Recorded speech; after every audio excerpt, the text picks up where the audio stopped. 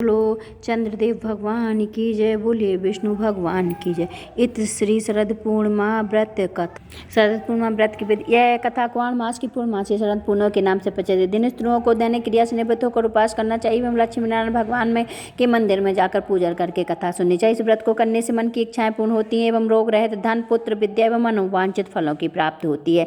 इस व्रत के करने से परिवार में सुख एवं शांति मिलती है, इसलिए व्रत सर्वश्रेष्ठ और अति फलदायक है। सब स्त्रियों को करना चाहिए। इस व्रत में खोवे एवं खीर का बड़ा महत्व है। पूजन तथा कथा के समय मन क्रम वचन से शुद्ध होकर इच्छा हो शरद पूर्णिमा के दिन भगवान से प्रार्थना करनी चाहिए कि हे प्रभु समस्त इच्छाओं को पूर्ण करें। ऐसा मन में विश्वास करके शरद पूर्णिमा की कथा करनी चाहिए।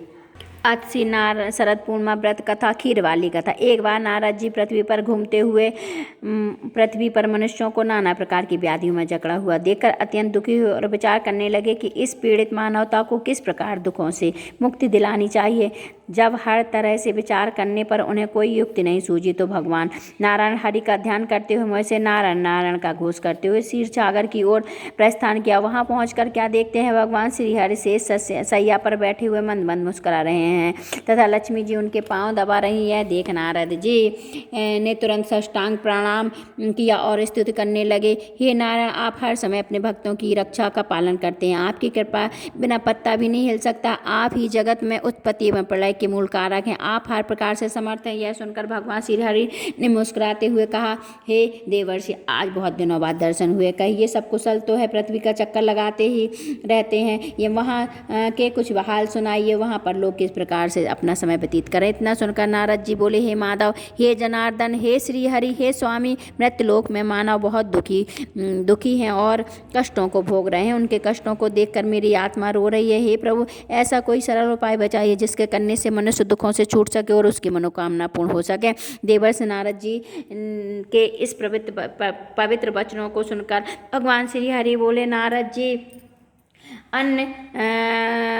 जी, आज मैं धन्य जो आप दूसरों के लिए उपकार करने का विचार में मन रखते हैं। इसलिए आज मैं आपको एक पवित्र व्रत शरद पूर्णिमा की कथा सुनाता हूँ जिसके करने से स्त्रियों की हर प्रकार की मनोकामना पूर्ण होगी और वह अत्यंत सुख को प्राप्त करके अंत में मेरे लोक को प्राप्त करें। पूर्व में यह कथा ब्रह्मा जी ने सूर्य से कही थी, सो ध्यान से सुनो। सुख और वैभव संतति उत्पन्न करने वाली यह कथा इस प्रकार है। प्राचीन काल में एक ब्राह्मण और ब्राह्मणी शरद पूनम का व्रत विधि विधान से खीर बनाकर किया करती थी। उस दिन 5 सेर दूध की खीर बनाती, उसमें किशमिश बादाम वगैरह डालकर खूब सुंदर खीर बनाकर भगवान श्री हरि का भोग लगाती तथा पड़ोसी रिश्तेदार सब में खीर का प्रसाद बांटते तथा रात में चंद्रमा की रोशनी में भगवान का घी खांड का भोग लगाती तथा भगवान की मूर्ति का बहुत बढ़िया ढंग से श्रृंगार करती। उन्हें श्वेत वस्त्र, श्वेत मुकुट, हार इत्यादि पहनाकर चंद्रमा की धवल रोशनी में उन्हें विराजमान करती, कीर्तन करती, भजन करती, ठाकुर जी की तरह तरह से डाल दिखाने। उनके इस व्रत के प्रभाव से उनके खीर का व घी के पात्र सोने के हो जाते। जब यह बात साहूकारनी को मालूम हुई तो उसे बहुत दुख हुई एवं जलन हुई कि देखो, इसके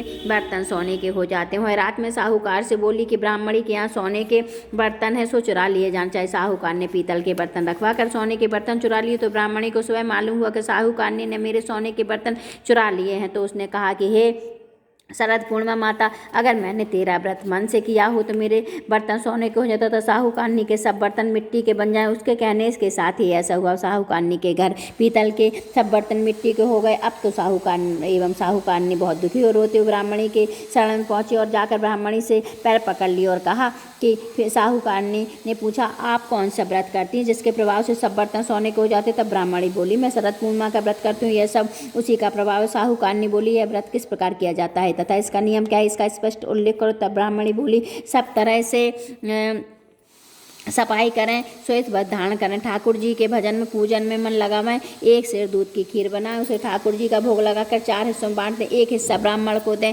1 हिस्सा पड़ोसी के बालक को दें, 1 हिस्सा गाय को दें, 1 हिस्सा स्वयं ग्रहण करें। काठ के पाटा पर 1 लोटा जल भर कर रखें और दीपक जला लें। रोली से पटे पर स्वास्तिक बना लें, फिर चावल व रोली से पूजन करें। दक्षिणा चढ़ावें व चंद्रमा निकलने पर लोटे का जल, रोली, चावल, चंद्रमा निकलने पर लोटे का जल अर्घ देकर अपनी मनोकामना को दोहराएं। फिर अपने हिस्से की खीर का भोजन करें। इस विधान को सुनकर साहूकार ने बहुत कुछ सुने, तभी से इस व्रत को शुरू किया। इस व्रत के करते ही उसे 2 कन्या रत्न की प्राप्ति हुई। बड़ी पुत्री का नाम सुमित्रा और छोटी पुत्री का नाम सुनीता रखा। दोनों बालकपन से धार्मिक कार्यों में अधिक रुचि रखती थी। सुमित्रा व सुनीता का ब्याह संपन्न हुआ, राजघराने में संपन्न हुआ। दोनों ही शरद पूर्णिमा का व्रत रखती थी। दोनों के व्रत में एक अंतर था, सुमित्रा विधि विधान पूर्वक व्रत नियम के साथ करती, सुनीता विधि विधान तो करती लेकिन नियम का खंडन कर देती थी। सुमित्रा को जो पूरा व्रत करती थी उसके सुंदर एवं दीर्घायु संपन्न उत्पन्न होती। सुनीता के व्रत का खंडन कर उसके पुत्र का जन्म लेने के कुछ पश्चात जीवित रहते, बाद में स्वर्ग सिधार जाते। इसी के कारण